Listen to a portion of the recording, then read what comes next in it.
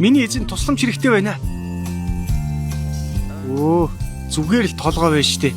Энд амьдардаг хүн л тайлаа тавьсан байж таарна. Хөө, үлдсэн эзэг нь хараад ирлээ. Энэ хүн хоёр толгойтой болж таарлаа шүү. Хувц сунараа өмсөөрөө. Миний эзнийг авах хэрэгтэй байна.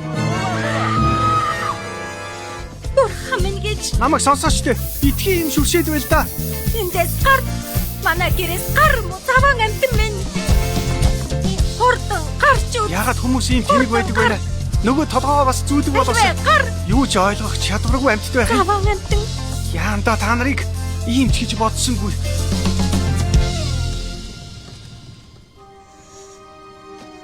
Марта, миний хатан, миний гүнж. Бяцхан амтан минь тэр чамайг яаж орхих нь вэ? Марта, чи амьд юм уу? Чамайг алчихсан байх гэж бодлоо.